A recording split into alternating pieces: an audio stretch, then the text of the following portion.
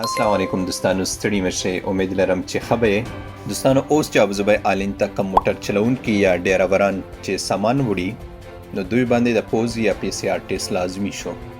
تیره ورځ د ابوظبي میډیا رسمي ټویټر پاڼه ورسره خلیج ټایم کې د نوي هغې قانون په اړه معلومات خپاره شول چې د دغه قانون له مخې به هغه ډریوران کم چې غټ موټر یا وینز کم چې موږ ساده ژبه کې ورته پلنګوچونه وایو هغه ابوظبي آلین ته د نورو اماراتو څخه سامان وړي نو دوی سره باید لازمي د پی سی آر یا د پوز ټیسټ منفي نتیجه موجوده وي، کم چې د 7 ورځو څخه به زیات وخت نه وي پرې تېر شوی.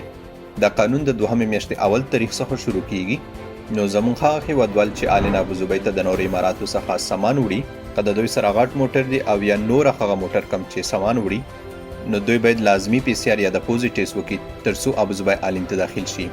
خو په یاد مو باید وي چې دغه ټیسټ باندې به 7 ورځو څخه زیات وخت نه وي تېر شوی.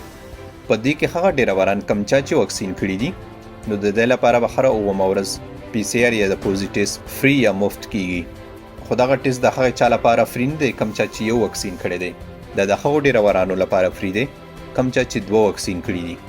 نور کم ډریورانو چې یو واکسین کړی دی یا بالکل واکسین نه دی کړی نو دوی چې آلین ابوظبي ته داخليږي باید دوی سره د پی سی آر یا د پوز ټیسټ منفي نتیجه موجوده وي.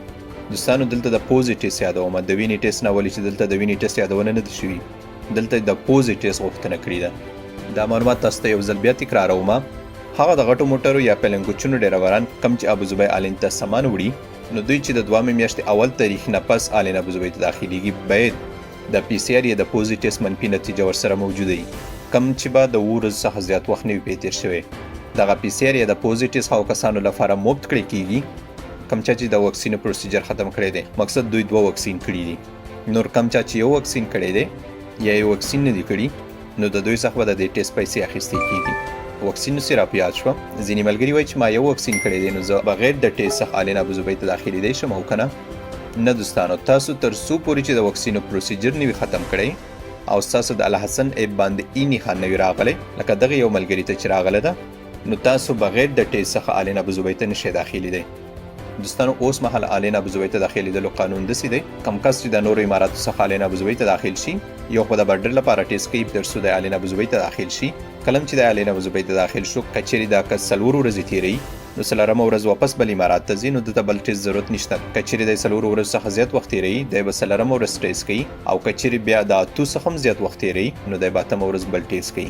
په آخر کې هغه موټر چلونکي یا ډریوران کم چې دوی په فاق کې موټر چلوي دوی د په داسې وخت کې ډېر احتیاط وکړي، یو خو د بل موټر سره فاصله وساتي، بل د خپل سپیډ د 8 څخه بره نه بوځي. که چیرې د داسې وکړل نو ممکن چې د ته مخالفه ورکړی شي.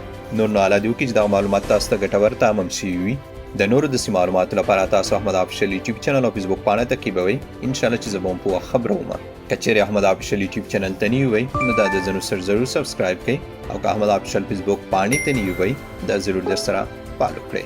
بله ده چې دا ویډیو خپلو واړو ملګرو سره شریکه کړئ ترڅو ستاسو په ذریعه دوی ته دغه معلومات ورسیږي. نو په الله سپارم. د الله په امان.